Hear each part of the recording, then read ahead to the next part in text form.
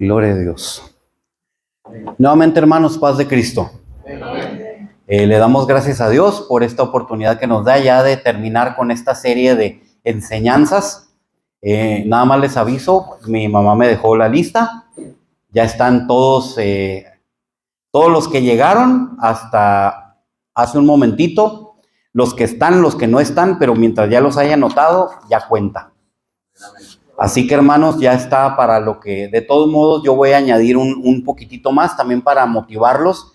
Los hermanos que tuvieron una falta, porque sí tenemos a varios que tuvieron solamente una falta, y pues se me hace pues también motivador que pues a lo mejor por algún motivo no pudieron estar, pero yo ahí es donde voy a meter, mis papás van a dar para los de que no tuvieron faltas, pero yo voy a tratar de dar unas dos cosas también de las que tengo para regalarles para los hermanos que tengan 4 asistencias.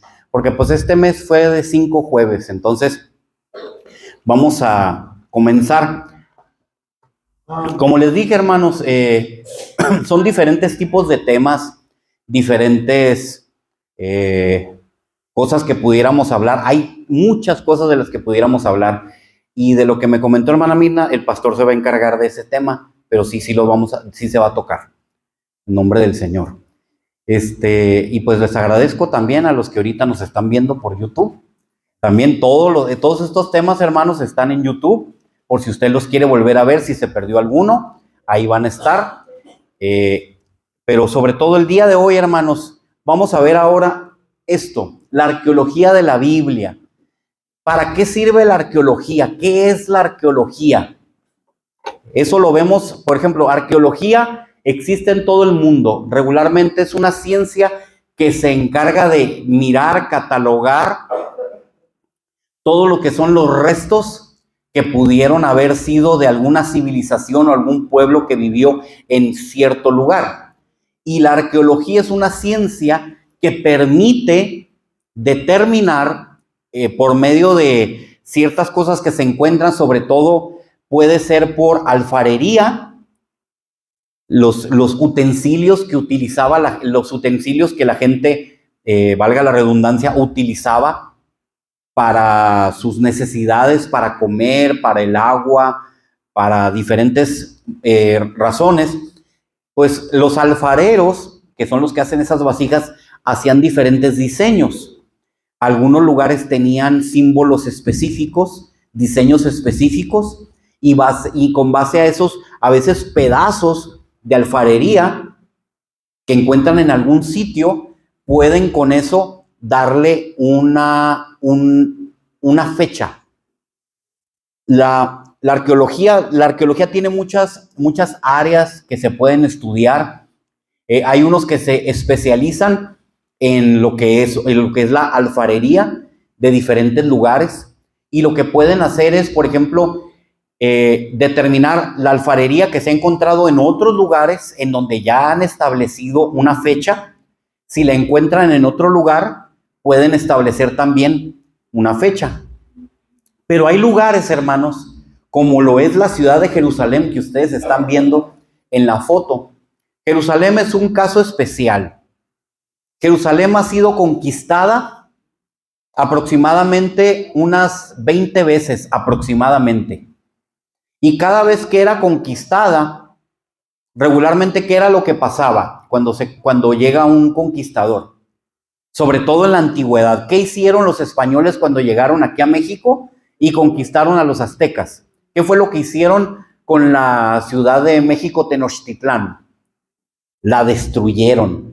Utilizaron las piedras de las pirámides y de las construcciones y de todo lo que ellos tenían para construir sus propios edificios estilo europeo. A ellos no les importó. Ahorita hay ventanas arqueológicas. Va usted al Zócalo de la Ciudad de México y hay vidrios. Cuando usted va caminando, unas ventanas arqueológicas donde usted puede ver hacia abajo y puede ver que en las excavaciones han descubierto que en los cimientos de los primeros templos que hubo aquí en Latinoamérica, sobre todo aquí en México, se utilizaron las piedras del templo mayor, pudiéramos decir, de donde los aztecas hacían sus rituales. forman parte de las piedras de los primeros templos, sobre todo de la Catedral Metropolitana de la Ciudad de México. Eso, pues, nos habla un poco de la historia, de qué fue lo que pasó, cómo los pueblos se comportan con otros pueblos. Jerusalén tiene aproximadamente si mal no recuerdo, unas 15 capas de historia.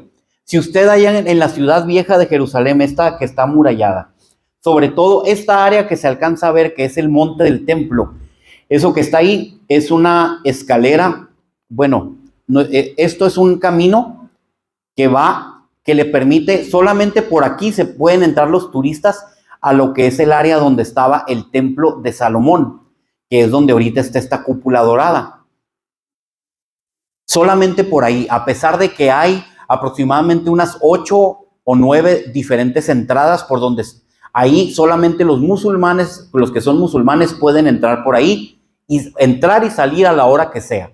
Los turistas solamente podemos entrar a cierta hora del día, solamente por unas cuantas horas en algunos días.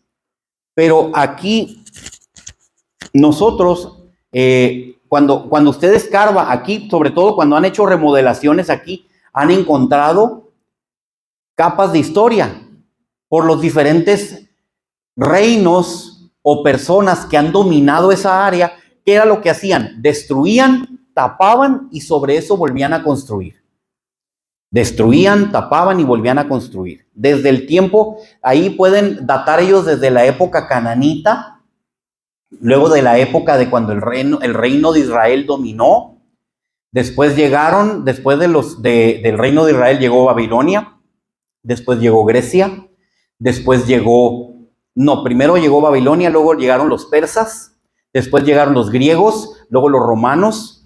Luego el imperio romano fue un imperio que duró aproximadamente unos 300, 400 años dominando esa tierra. Después se dividió el reino romano. El imperio romano se convirtió en el reino bizantino porque se cambió la capital de Roma a Constantinopla. Y primero se llamaba Bizancio, por eso era el imperio bizantino. Luego surge el Islam. Como las figuras que les enseñé, el mapita. Luego llegan los musulmanes a dominar la tierra. Y entre los musulmanes también se peleaban por el dominio de la tierra y llegaban y destruían y volvían a construir. Y hay diferentes capas de historia para cada uno. Así que cada vez que ellos escarban en ese lugar van a encontrar muchas cosas. Aquí esto que usted mira es el muro de los lamentos, pero más para acá están otras mezquitas. Hace unos años escarbaron. Hicieron excavaciones extensas para ampliar las mezquitas que estaban adentro, pero la ley de Israel les prohíbe, si usted hace un hallazgo arqueológico en la ciudad, usted debe detener todo. Vienen las autoridades del Ministerio de Arqueología y si determinan que es importante lo que usted encontró, usted debe de parar toda la construcción de lo que está haciendo para preservar el lugar. Pero si no lo consideran algo importante, si lo consideran algo, tenemos mucho de eso, destruyanlo, no hay problema. Y lo destruyen. Lo que hicieron los hermanos musulmanes, pudiéramos decirlo así para hablar de una forma respetuosa, fue escarbar sin ninguna misericordia, llevarse todo y aventarlo a un basurero. Entonces lo que hicieron el gobierno de Israel fue irse a ese basurero y empezar a colar toda esa cubetas por cubeta de tierra y han encontrado innumerables artefactos, monedas, sellos, a veces sellos de personas. Los sellos eran cuando mandaban una carta para decir yo la estoy mandando. Se mandaban a hacer sellos, se echaban cera, ponían un sello y eso traía la identificación de la persona para oficializar un documento, sobre todo cuando eran documentos oficiales del rey. Y se han encontrado sellos, se han encontrado monedas.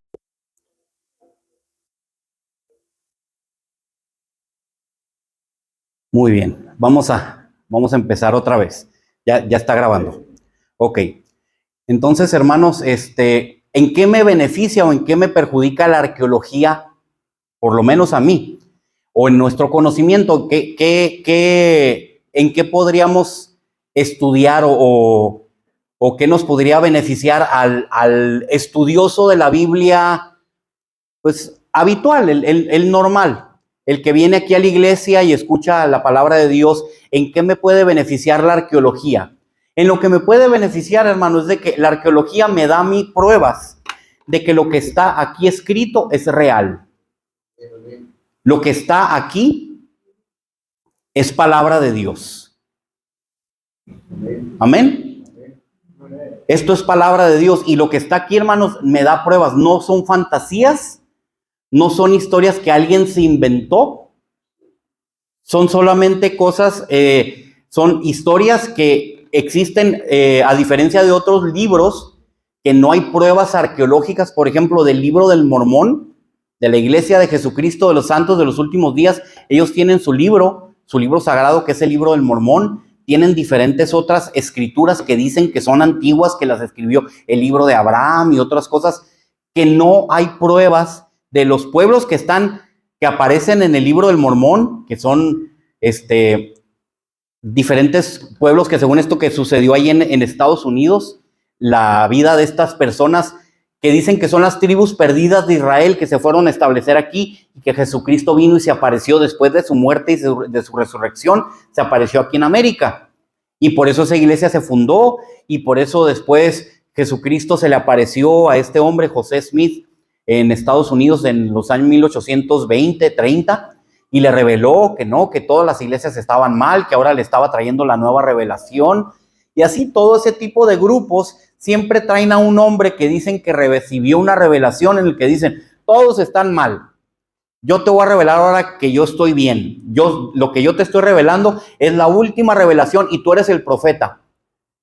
El Islam eso es lo que enseña, que ellos aceptan todo lo que está escrito en la Biblia. Todos los profetas y todos los hombres que están en la Biblia son profetas en el Islam. Moisés, Samuel, Josué, David, todos son para ellos profetas. Jesús también es un profeta para el Islam. Son los enviados.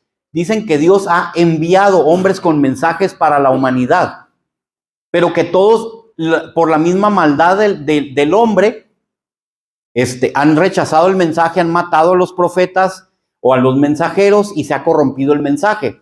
Pero ahora dicen que el último mensajero, que fue Mahoma, ese sí es el verdadero mensaje.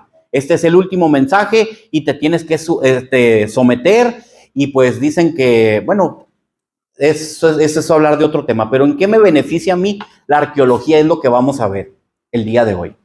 ¿Qué es primero la arqueología bíblica? Es la ciencia que estudia los restos materiales de culturas antiguas mencionadas en la Biblia. Eso es para nosotros, hermanos. Es otra definición, pero eso es una definición para nosotros. Nos ayuda a entender con pruebas físicas lo que los relatos bíblicos son, de que los relatos bíblicos son reales y no son una historia inventada. Por eso cuando va uno a Israel, uno se enfrenta a veces con pedazos de piedras, pero que si uno sabe el significado, según lo que dice la palabra de Dios, de la localización de los lugares, ahí podemos saber, aquí vivió fulano, aquí pasó esto, lo que está relatado en la Biblia, los milagros, sobre todo el poder de Dios manifestado, en los milagros, sobre todo cuando el Mar Rojo se abrió. Existe un lugar, en los mapas de la Biblia usted va a encontrar que en muchos lugarcitos, cuando se habla de por dónde salió el pueblo de Israel de Egipto, usted va a encontrar que hay, si se fija en su propia Biblia, hermano, abra su Biblia, en la parte de atrás, si tiene usted mapas, va a encontrar, sobre todo hay mapas que dicen el camino del pueblo cuando salió de Egipto. Y cuando empiezan a ver, van a encontrar signos de interrogación en algunas de las, son en los primeros, si tienen mapas, son los primeros mapas.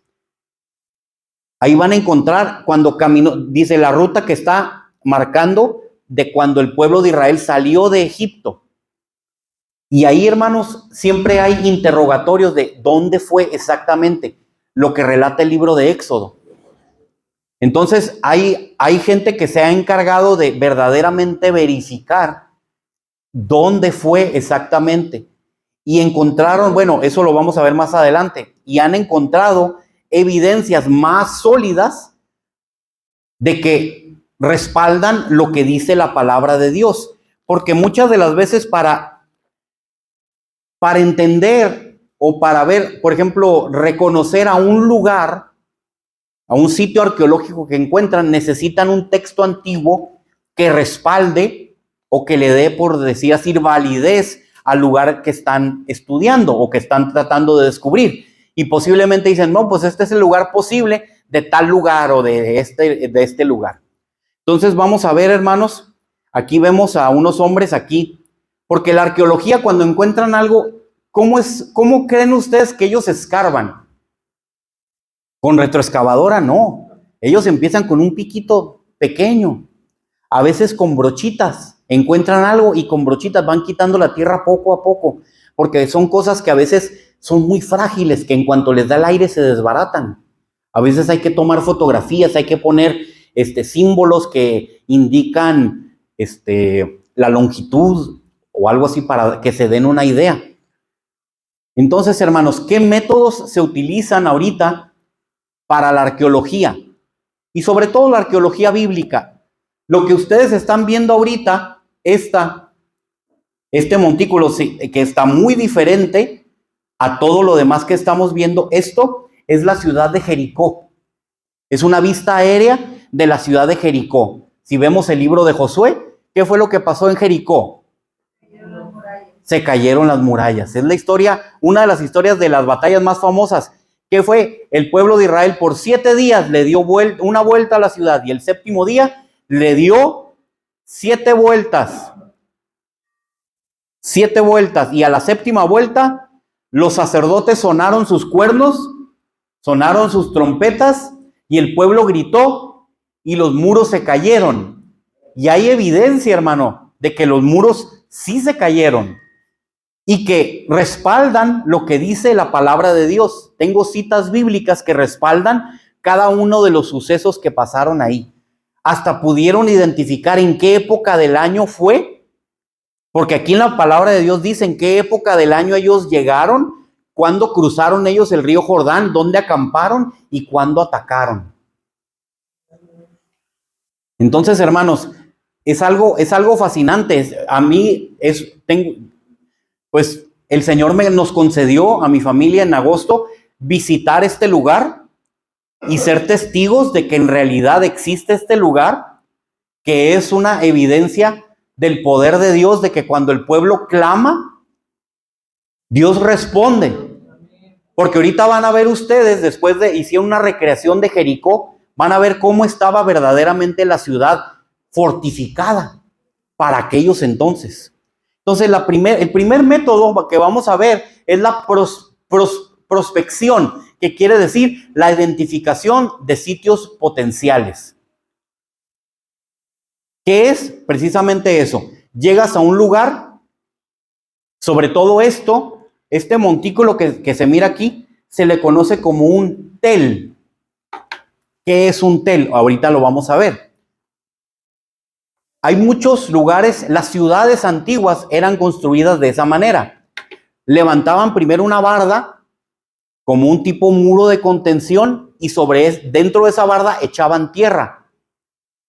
Y ya que echaban la suficiente tierra, sobre esa tierra construían la ciudad. Levantaban los muros y adentro construían la ciudad. Y no estoy diciendo que eran ciudades pequeñas, eran, bueno, para una ciudad de estos, ¿qué les gusta? 1 o 2 kilómetros, donde vivían 1,000, 2,000, 3,000 personas, que era algo grande para aquel entonces. Entonces, para poder identificar un lugar, hermanos, necesitan primero un texto antiguo. En este caso, nuestro texto es la palabra de Dios. ¿Qué otra cosa ocupan saber? El área, la tierra de Israel. Van identificando lugares. Ok, queremos localizar, por ejemplo, si no se hubiera descubierto todavía, vamos a buscar la ciudad de Otra ciudad que conquistaron el pueblo de Israel, Jai. Estaba Jericó. Vamos a ver la Biblia donde dice que estaba localizada la ciudad. Y empiezan, ok, tantos kilómetros o tantas millas, porque a veces la palabra de Dios es muy específica en sus medidas o en sus distancias. Y cuando ya tienen localizado un punto que ahí están seguros que ahí fue, parten de ahí. Por ejemplo, saben dónde está Jerusalén, saben dónde está el río Jordán, saben dónde está el Mar Muerto, saben dónde está la llanura del Jordán. Y muchos lugares lo saben localizar. Entonces ya hoy los arqueólogos tienen muchas herramientas. Ahora, pues investigación vía satélite, pero antes, porque la arqueología no es de ahorita. La arqueología tiene desde hace más de 500 años, hermanos, que la gente empezó a descubrir y a interesarse por preservar.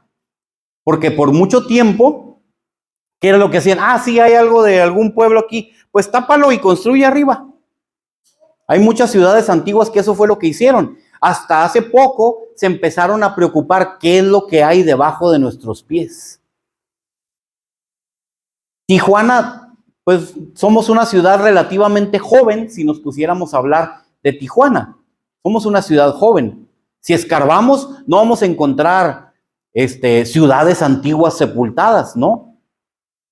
Cuando mucho, si vamos al centro, puede que encontremos pedazos de algún edificio que alguna vez fue alguna tienda famosa o algún sitio de entretenimiento, que esos había muchos aquí en Tijuana.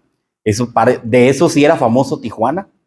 Pero nuevamente, hermanos, una de las cosas es identificar el lugar. Aquí identificaron Jericó aproximadamente en el año de 1820, comenzaron a escarbar.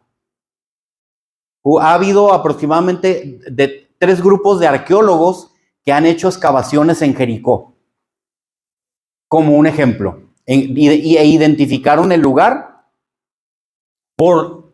porque pues estaba dentro, ese montículo está dentro de la ciudad moderna de Jericó. Ha habido gente que ha estado viviendo ahí, a pesar de que cuando Josué destruyó la ciudad, Josué maldijo la ciudad de Jericó y dijo: por su hijo primogénito levantará las puertas, algo así, pero echó una maldición sobre el hijo más grande y el hijo más pequeño de la persona que la reconstruyera. Y eso fue lo que pasó. La persona que reconstruyó la ciudad de Jericó pagó con su hijo mayor y con su hijo menor. La segunda, la excavación, extracción sistemática de capas. La estratigrafía. Si se fijan ustedes, hermanos, aquí, esto es la excavación del Tel en Jericó. Si se fijan, hay capas, diferentes capas. Cada una de estas líneas cuenta una historia o tiene el significado de alguno de los periodos de la ciudad, de cuando fue habitada. Entonces, si nos fijamos aquí, hermanos, está una línea negra. Eso indica un incendio. ¿Qué fue lo que le pasó a la ciudad de Jericó? ¿Qué fue lo que declaró Josué? La declaró anatema. Algo, porque ellos tomaron la ciudad de Jericó por mandato de Jehová y les dijo Dios: no van a tocar nada de lo que esté adentro, ni personas, ni bienes, ni nada. Todo lo van a quemar, van a matar a todos y van a quemarlos todos. De cierta manera era el diezmo, las primicias para Dios de la conquista, porque fue lo primero que conquistaron. Y la ciudad la quemaron completamente a fuego. Y ahorita vamos a ver qué tanto pudieron haber ellos recuperado por el tiempo en el que fue la destrucción. Pero número 2, aquí podemos ver, y cada una de estas pueden encontrar diferentes cosas. Sobre todo si estamos buscando cosas específicas y comparándolos con un texto antiguo. Número 3, el análisis, el estudio de la cerámica. También la alfarería se le conoce también como cerámica. Aquí están, miren, jarrones que se han encontrado antiguos con materia, todavía con comida adentro. Y esto sigo, hermanos, voy a hablar mucho de Jericó. En Jericó se encontraron en las excavaciones cuartos y cuartos llenos de jarrones, llenos de grano de trigo quemado. Acuérdense, hermanos, que la riqueza de los pueblos antiguos, ¿qué era? No era dinero, era ganado, era comida, porque la comida ¿de qué dependía? Que el pueblo no se muriera de hambre. ¿Qué era lo que hacían? Recolectaban el grano y lo guardaban. Entonces, ¿qué había pasado? Acababan de recoger todo el grano. Era el momento de la siega. Así que todas sus bodegas estaban llenas de grano y todo estaba quemado. Inscripciones. Esta inscripción se encontró en Jerusalén porque el rey Ezequías, dice la palabra de Dios, que para evitar que el pueblo se quedara sin agua durante un tiempo de guerra, mandó construir un túnel desde el manantial que le daba agua a Jerusalén, que es el manantial de Gihón.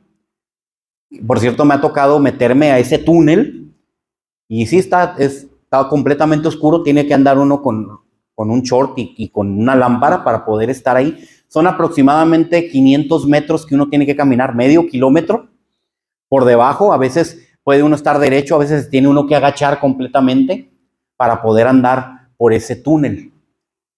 Y al final se hicieron esta inscripción diciendo que por cada una de las puntas estaban los trabajadores picando con pico y pala, y no sé, dicen que todavía no saben cómo le hicieron para encontrarse en un punto medio, y ahí donde ellos se encontraron, para conmemorar el momento que ellos se encontraron, hicieron esa inscripción. Está en un hebreo antiguo. La encontraron aproximadamente en el año 1860, y como era de los turcos, pues se la llevaron a Turquía. Israel ya ha pedido que se la regresen y ellos dicen, no, no te la vamos a regresar. Bueno, pero es una evidencia, inscripciones y también restos de huesos. A veces se encuentran gente que murió en una batalla o aún sacrificios humanos. Por eso viene el análisis de lo que se encuentra. Otro, la interpretación de los hallazgos con fuentes textuales. Pueden ser escritos. Un arqueólogo escribe un reporte. Excavé en la ciudad de Jericó por tantos años, 2 años, 3 años, y esto es lo que encontré. Y hacen su reporte y hacen sus dibujitos. Esto es un dibujo que hizo la arqueóloga Kathleen Kenyon, que fue la última que escarbó y encontró diferentes. Aquí cada color significa una cosa. Y eso ahorita vamos a hablar acerca de esos colores también. Pero está describiendo qué fue lo que ella encontró. Lo que les dije del tel, la pared que había para retener la tierra, esta es la tierra y arriba estaba la ciudad. Los muros estaban arriba acá, entonces los muros se cayeron y quedaron aquí, sirviendo como una rampa para que ellos pudieran subir y destruir la ciudad. Ahora, hermanos, vamos a hablar de hallazgos importantes. Hablando del cruce del Mar Rojo, este es un mapa, esta es una foto que yo saqué de Google Maps, del mapa actual de lo que viene siendo Israel, la tierra de Israel y la península del Sinaí. Esto pertenece a Egipto. El pueblo de Israel vivía en Gosén, que era aquí. Aquí esto se le conoce como el delta del Nilo. Aquí el río Nilo llega y desemboca, sale hacia el mar. Aquí hay un canal que se le conoce como el canal de Suez. Por ahí pasan los barcos para sacarle la vuelta, no tener que darle la vuelta a todo lo que es África. Pasan por ahí, luego entran al Golfo de Suez y salen acá por el Mar Muerto. Entonces, el pueblo de Israel dicen que salió de aquí y cruzó más o menos por aquí. Y que caminó, y originalmente, tradicionalmente se cree que aquí está el monte Sinaí, y después subieron para acá. Y en esta vuelta, en esta península, estuvo el pueblo de Israel caminando y dando vueltas por órdenes de Dios, porque ellos desobedecieron a Dios. 40 años dando vueltas, 40 años dando vueltas. El cruce del Mar Rojo, ahora han descubierto que ellos no cruzaron por aquí, sino aquí hay algo pequeño blanco, no sé si lo alcancen a ver aquí. Ahorita lo vamos a ver más de cerca. Ahora ya está más cerca. Esta es la playa de Nuweiba. ¿Qué es lo que nos dice la palabra de Dios en la playa de Nuweiba? Si se fijan, hermanos, aquí la estoy marcando, acá está todavía más cerca. Esto es la playa. Si se fijan para acá, no, si están en esta playa, es un solo camino para llegar y para salir. Y son estas como estrías que miran ustedes, estas rueditas, eso es el camino para poder llegar ahí. ¿Qué es lo que dice la palabra de Dios? Dice que cuando el pueblo se encontró frente al mar y se dio cuenta que el ejército de Faraón venía detrás de él, dijeron, porque ellos pudieron haber huido, dicen, pero ¿por qué no corrieron? Es lo que primero se nos ocurre, ¿por qué no corrieron? Pues porque no podían correr. Miren, ahí está la carretera, es la única carretera para llegar a la playa. Ahorita ya han abierto más, pero en aquel entonces, hace aproximadamente 3,000, 4,000 años, este fue el camino. Aquí atravesaron como un cañón y llegaron a esta playa y se encontraron el agua y dijeron, ¿y ahora a dónde vamos a ir? Pero ¿qué dice la palabra de Dios? Que Dios los protegió con una columna de fuego para que el pueblo pudiera pasar, y Moisés levantó sus manos y el mar se abrió. Y ellos tardaron toda la noche y ellos pasaron en seco al otro lado. ¿Y qué era lo que hacía regularmente el pueblo? ¿Qué era lo que Dios les ordenaba que hicieran? Y cuando hagas esto, levantarás un montón de piedras, levantarás un monumento de piedras para que cuando lo vean tus hijos, pregunten, ¿y ese montón de piedras qué quiere decir? Eso es un recordatorio de que Dios nos libró de esto, de esto, de esto, de aquello. Para el cruce del Mar Rojo, Dios no les ordenó que hicieran nada. Hasta el rey Salomón mandó edificar unos pilares. De este lado, uno de este lado y otro del otro lado, para conmemorar el cruce del pueblo de Israel. Esos son una foto antigua de las columnas que quedan, o las ruinas de las columnas, porque esta la encontraron flotando. En 1967 Israel se apoderó de la península del Sinaí y cuando andaban por ahí la encontraron flotando y la volvieron a poner, por eso está esa base de cemento. Esto es un ejemplo, hermanos, de los carruajes. Así era un carruaje, los famosos carros del faraón que cantamos hace un momentito, el canto de los carros del faraón, echó a la mar, quien los perseguía, jinete y caballo, echó a la mar. Esto era el carrito, jalado por caballos. Si se fijan, el tipo de rueda, el carro, miren cómo era el eje que sostiene las dos llantas. Han metido submarinos a esa área del mar, que viene siendo el Golfo de Aqaba, y han encontrado estas formaciones de coral muy curiosas. ¿Le encuentra usted figura en lo que le acabo de enseñar? El eje de la rueda, una formación de coral que con una figura de eso, hermanos. Pues para mí, por lo menos yo sí estoy convencido. Sobre todo, más que eso que sea, sino que la palabra de Dios es real, es verdadera. La misma naturaleza nos está diciendo todavía, hey, aquí hay evidencia de que esto sucedió. Alabamos el nombre del Señor por ello, amén. No se ha apagado, ¿verdad? Bueno. Muy bien. Ahora, Jericó, lo que he venido hablando. Esto que ustedes ven es una fuente que está a la entrada de lo que viene siendo Tel. Así se llama el lugar actual o el nombre actual de la ciudad antigua o de la ciudad de las ruinas de Jericó. Se llama Tel el Sultán. Recuerden la palabra Tel. Ahorita vamos a ver exactamente qué es un Tel. Y dice que Jericó es la ciudad más antigua del mundo. También en el segundo libro de Reyes habla de que el profeta Eliseo andaba por ahí.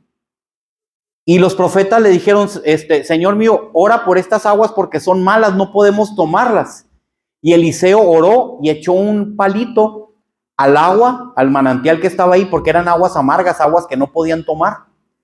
Y el agua se endulzó y desde entonces se ha convertido en la principal fuente de agua de la ciudad. Aquí está, esta agua que está brotando es de ese manantial de Eliseo. En inglés es Elisha. Elisha Spring, el manantial de Eliseo, la fuente del manantial de Eliseo, Tel el Sultán. Entonces, esto que podemos ver es parte de una torre de vigía. Dicen las personas que cuidan ahí, que nos dieron el tour, que tiene aproximadamente 5,000 años esta torre. ¿Será cierto? No lo sabemos, es algo que ellos mismos han determinado. Esto es un tel, hermanos. Un tel es una columna, es una colina artificial. Hay muchas de estas en Israel.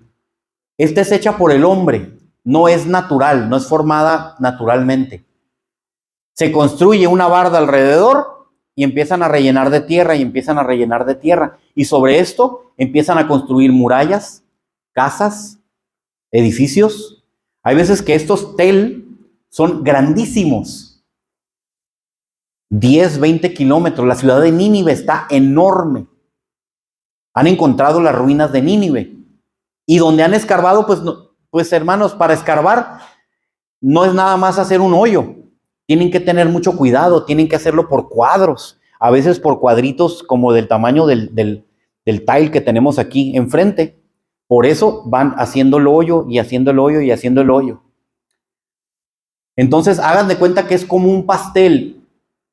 Cuando usted parte un pastel, sobre todo que tiene diferentes pisos o varios pisos, va a encontrar que tiene diferentes capas. A veces es de diferentes sabores, de vainilla, de fresa, de chocolate, con betún, no sé qué le guste, de vainilla, de fresa, de chocolate, de plátano, de lo que sea. Alguna mermelada o algún betún. Aquí es un ejemplo.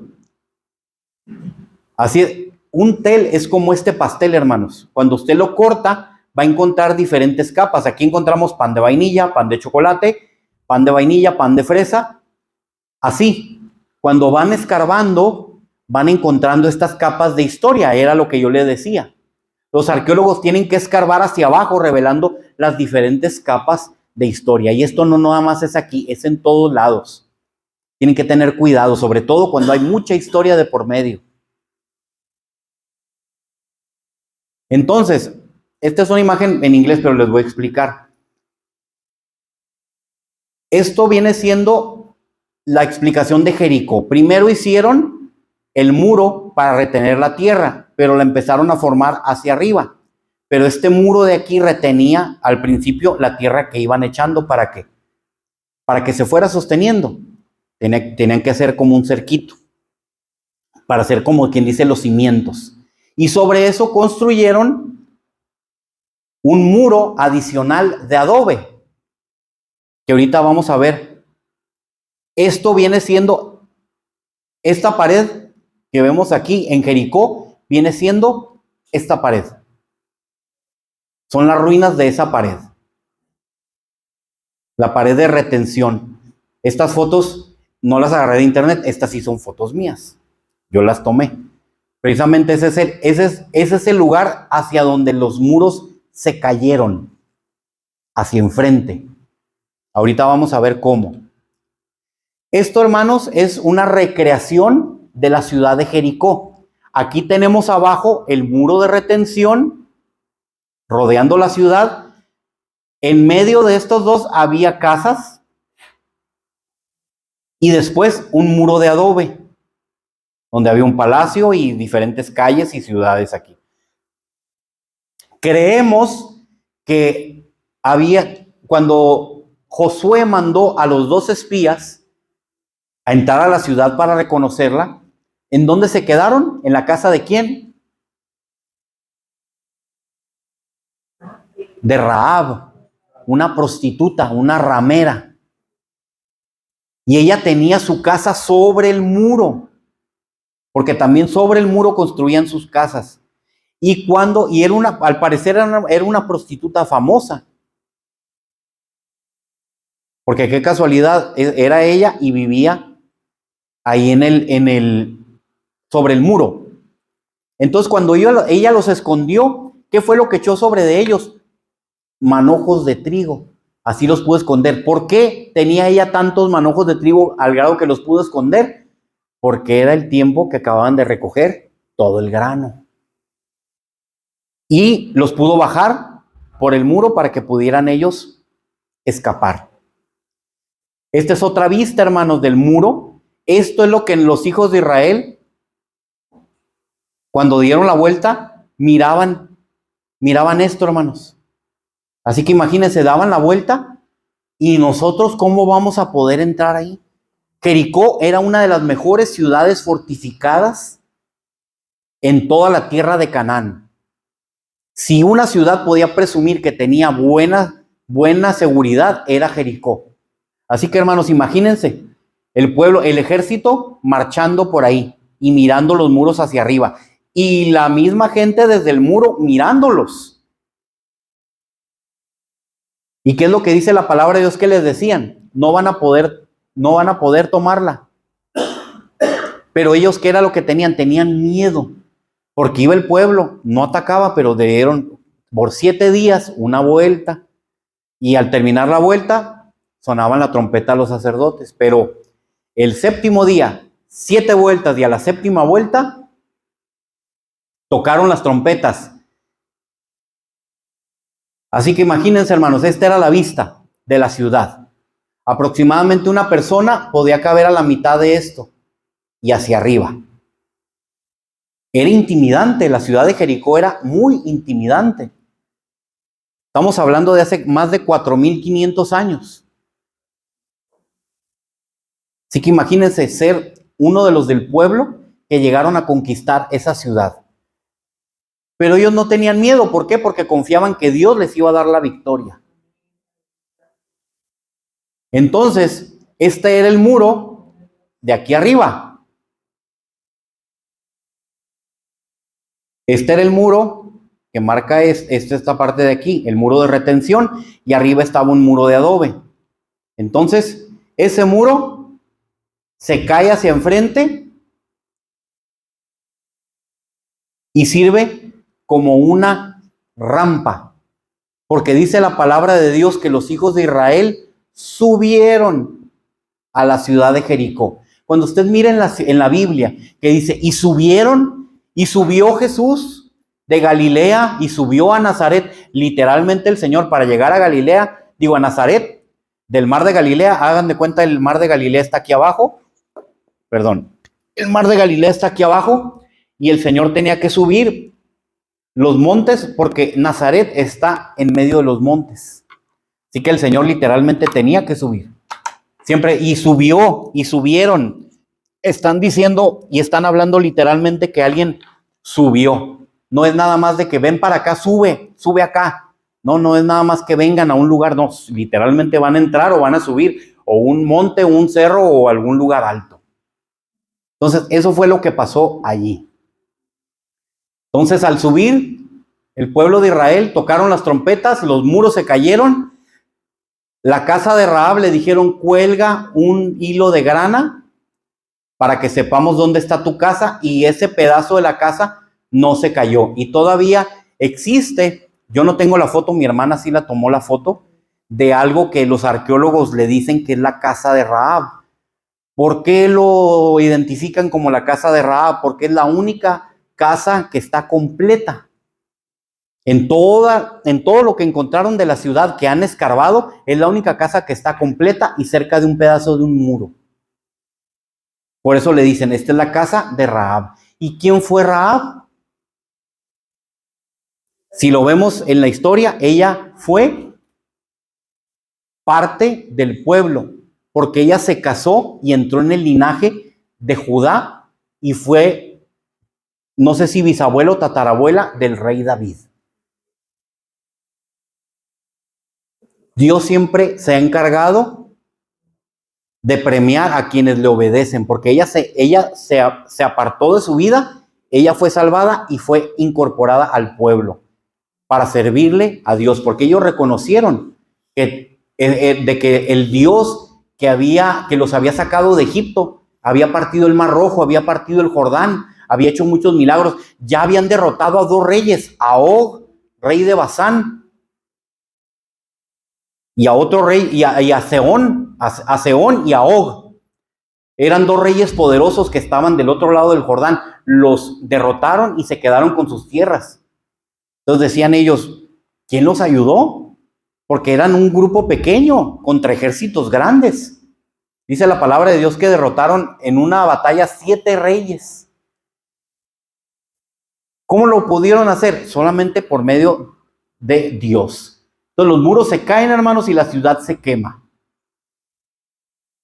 Si pueden ver aquí, están un poquito oscuras las fotos, pero pueden ver ustedes cómo están las capas de las partes quemadas. Porque recuerden, Jericó, a pesar de que Josué la destruyó, hubo un osado que volvió a construir la ciudad. Le costó su hijo mayor y su hijo más pequeño, pero volvieron a construir la ciudad.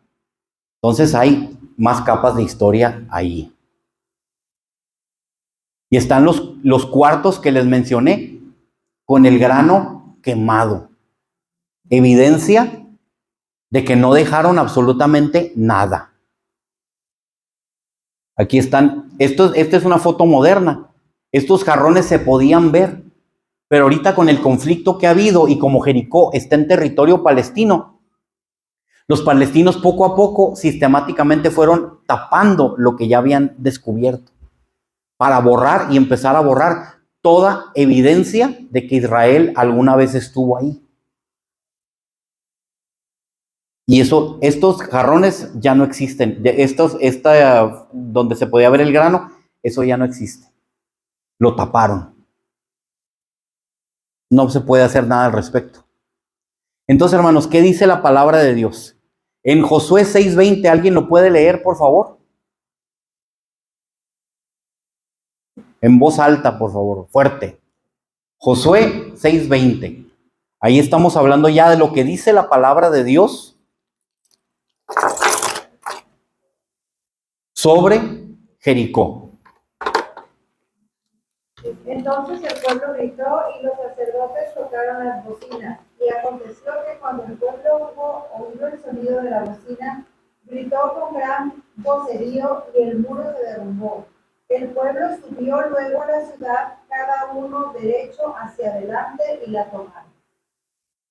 Subieron a la ciudad cada uno derecho hacia adelante.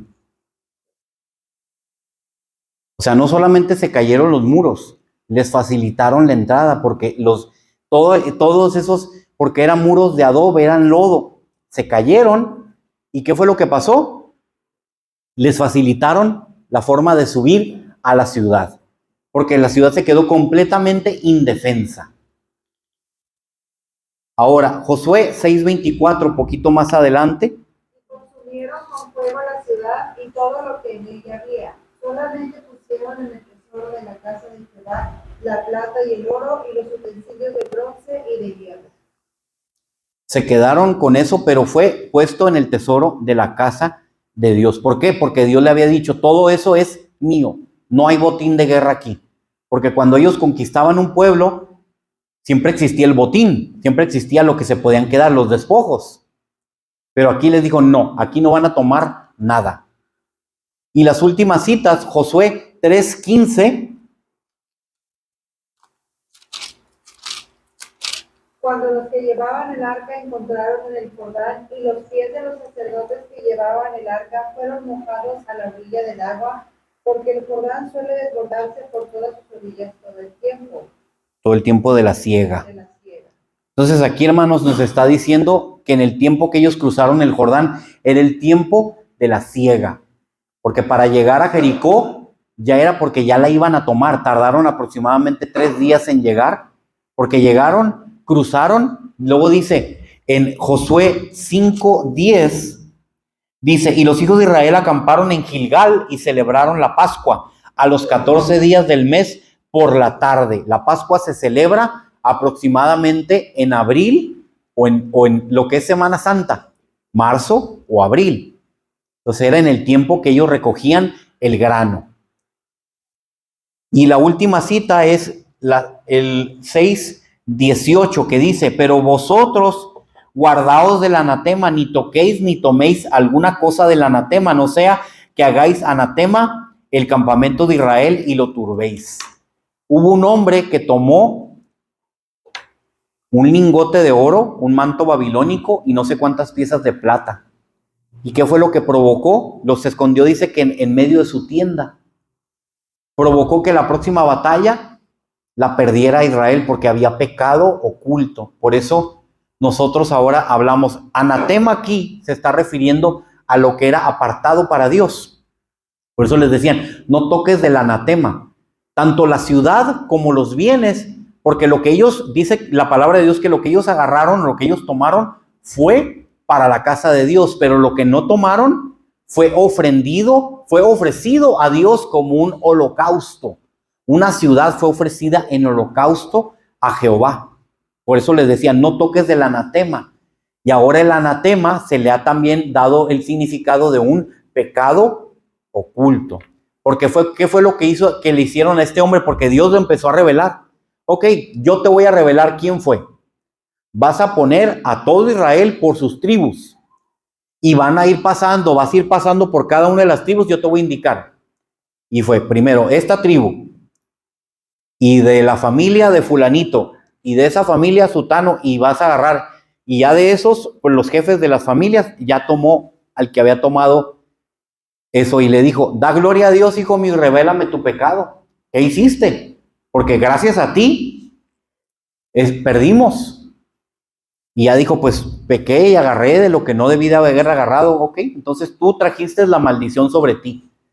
Dice la palabra de Dios que lo tomaron a él, a su familia, a sus bienes, tanto su ganado como todo el pueblo lo rodeó, y también lo que había tomado como pecado. ¿Y qué fue lo que hicieron? Los apedrearon hasta matarlos. Porque ese era el juicio. Dios en ese entonces decía, vas a apedrearlos hasta morir para que quites el pecado de en medio del pueblo. Entonces era la paga del pecado, la muerte. Sobre todo, ¿qué fue lo que pasó con Natán, con Datán, Abiram y no me acuerdo cuál era el otro de los ancianos de Israel que dijeron, también Dios puede hablar por medio de nosotros? ¿Y qué fue lo que pasó? Moisés dijo, ok, vamos a ver, vamos a probar a Dios, vamos a decirle, Señor, tú vas a responder, pero ahora que no responda por fuego, que haga algo diferente, dice. Que el que sea culpable, que lo trague la tierra. Eso está en Números 16, hermanos. ¿Y qué fue lo que pasó? La tierra se abrió y los tragó vivos, a ellos, a sus familias y sus bienes, y la tierra se volvió a cerrar. Y dice la palabra de Dios que descendieron vivos al Seol. Dios cuando castiga sin ningún miramiento, hermanos. Entonces, esto es un poco de lo que es la arqueología, hermanos. Si a usted le interesa esto, hay canales en YouTube que hablan acerca de la arqueología de diferentes lugares que han encontrado bolas de azufre en donde estaba la ciudad de Sodoma y Gomorra, bolas así como piedras, pero redonditas, que usted las prende y se queman como si fueran antorchas, pero está comprobado que es azufre. Han encontrado diferentes cosas, hermanos. La arqueología bíblica está muy vasta. Y en conclusión, hermanos, la arqueología nos abre un panorama real a lo que está escrito en la palabra de Dios, y que se puede comprobar con con los restos y con historias que son reales. Entonces, para mí, hermanos, eso es más que evidencia. O sea, estar en esos lugares, para mí, yo estoy más que convencido de que la palabra de Dios es real. No es un invento, no es algo que alguien se inventó, que alguien escribió porque se lo imaginó, no. Hay evidencia. Han podido comprobar científicamente que la palabra de Dios es real. Algunos, bueno, porque está en un lugar muy alto, en las montañas de Ararat, allá en Turquía, dicen que encontraron el arca de Noé, porque está preservada en el hielo, porque hay mucho hielo en esa zona, que por eso está preservada después de milenios, no sé si unos 5,000 años aproximadamente.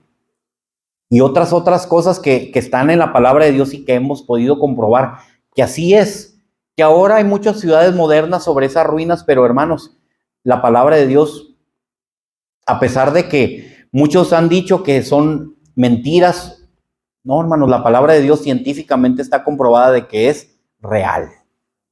Amén. Hermanos, pues esta ha sido mi participación. Quiero agradecer la oportunidad que se me dio por estas 5 semanas de presentar diferentes temas que espero les hayan sido interesantes. Este es un poquito más tedioso porque pues no hablamos mucho de cuestiones más bíblicas o de lo que conocemos o estamos familiarizados, pero hermanos, todo es con el fin de podernos edificar, conocer más. Recordemos, hermanos, dice la palabra de Dios que mi pueblo fue destruido porque le faltó conocimiento. Yo lo que los quiero invitar es de que ustedes también, por su cuenta, hermanos, ahorita la tecnología está tan avanzada. Antes, pues, el que tenía una biblioteca grande, pues era el que tenía el conocimiento, podía leer. Pero ahora, hermanos, tenemos en la palma de nuestra mano un aparato al que tenemos acceso a la librería más grande del mundo gratis. Podemos preguntar lo que sea, de lo que sea, pero hermanos, úselo sabiamente, pero sobre todo para estudiar la palabra de Dios. Y antes de terminar, hermanos, de todo lo que hemos visto, alguien que quisiera hacer algún comentario, dudas, preguntas, quisiera abrir 5 minutos. ¿Alguien? ¿No? A mí me tocó, me llegaron las personas con las que yo iba a donde estaba la lancha, donde iban los apóstoles y encontraron al Señor caminar sobre el agua. Y ahí la tienen en exhibición. Es otra de las cosas que también encontraron. Sí, en Galilea, ese lugar se llama Ginosar. Es una aldea donde encontraron una embarcación de la época de Jesús, que es de las que se usaban en el primer siglo. Y sí, está muy impresionante, me tocó verla también. Y sí, hermanos, sobre todo estar en los lugares donde sabemos que por ahí anduvo el Señor, por donde el Señor caminó, y también han encontrado, la arqueología ha podido comprobar también que esos lugares es en donde el Señor por ahí pudo haber caminado. Saben que ahí son los lugares que están mencionados en el Nuevo Testamento, pero sobre todo la ciudad de Capernaum, donde dice la palabra de Dios, sobre todo los evangelios, que ahí era donde el Señor se movía, donde el Señor vivía. Y muchos de los milagros que están en el Nuevo Testamento, en los evangelios, sucedieron en esa ciudad. Pero ¿qué fue lo que pasó con esa ciudad? La ciudad rechazó el evangelio y Jesús la maldijo. Porque dice, si en Sodoma y en Gomorra se hubieran hecho los milagros que se hicieron en ti, créeme que el castigo que vas a recibir en aquel día, Sodoma y Gomorra lo van a poder soportar más que lo que te voy a castigar a ti por haber rechazado la palabra. Mana Eli. Pues yo nada más quería reconocer que sí es increíble cómo la ciencia, en este caso Discovery Channel, que hasta, que si son los clavos de Jesús, que el manto, o sea, sí investigan, encuentran cosas, y yo creo que ellos lo toman como, pues no a lo mejor con mucha fe, ¿verdad? Porque ellos a final de cuentas son científicos, pero es interesante los hallazgos, y que a pesar de que el enemigo patalee y haga tantas cosas, pues siguen descubriendo, y gracias a Dios que sale a la luz. Yo pienso que hay muchas cosas que no han salido a la luz, pues porque a lo mejor hay trabas que el enemigo pone, pero sí es interesante que por medio del internet, la tele y ustedes que van y todo eso, pues nuestra fe, que digas, es que realmente eso pasó. Es Amén. muy bonito. Nuestra fe se mira reforzada. ¿Alguien más, hermanos, en último lugar? Uno más. ¿La mujer de Lot? No, no fuimos hasta allá. La mujer de Lot está más al sur por el Mar Muerto. Solamente llegamos a la orilla donde comenzaba el Mar Muerto, pero no fuimos más al sur porque sí estaba haciendo muchísimo calor. Fue un calor tremendo y luego a mí se me bajó la presión. No, de quien yo estaba cuidando a mis papás y terminaron cuidándome a mí. Pero Yo sí pre- está la estatua. Sí, está la... De hecho, hay dos supuestos lugares donde se cree que es la mujer de Lot, pero sí hay una que sí está más representativa, la estatua de sal. Recordamos la historia de que los ángeles les dijeron a Lot y a sus hijos, no volteen, cuando Dios estaba castigando. Y cuando ellos estaban caminando, saliendo de la ciudad, empezó a llover fuego y azufre. Y la mujer no aguantó y volteó hacia atrás. O sea, dice la palabra de Dios que se convirtió en una estatua de sal. No quiere decir que la mujer, así como en las películas, que se petrificó y la figura de la mujer, no. Porque un pilar de sal o una estatua de sal puede ser algo sin figura. Porque ahí en ese lugar, precisamente por toda la sal que hay, porque el Mar Muerto lo han cortado en pedacitos para sacar o aprovechar los minerales que están, porque esa agua está llena de minerales. El lodo del Mar Muerto es súper benéfico para la salud, para la piel. Se lo pueden embarrar en todo el cuerpo y es muy beneficioso. Pero solamente puede estar dentro del agua. Se recomienda solamente 15 minutos porque su piel se puede quemar. Hermanos, nuevamente les agradezco por la oportunidad de la participación y nuevamente de este domingo que viene al otro se va a hacer la rifa para todos los hermanos que estuvieron asistiendo. Mis papás, como les dije, van a dar el premio para los hermanos que vinieron los 5 jueves y yo voy a rifar también para los hermanos que tienen 4 asistencias, de las 5 que tengan 4. También para darles oportunidad que estén también. Hermanos, nuevamente Dios les pague, Dios les bendiga y esta ha sido mi participación. Dejo este lugar a nuestro hermano Ángel. Amén, hermano. ¿Ustedes se llaman hermano Benjamín?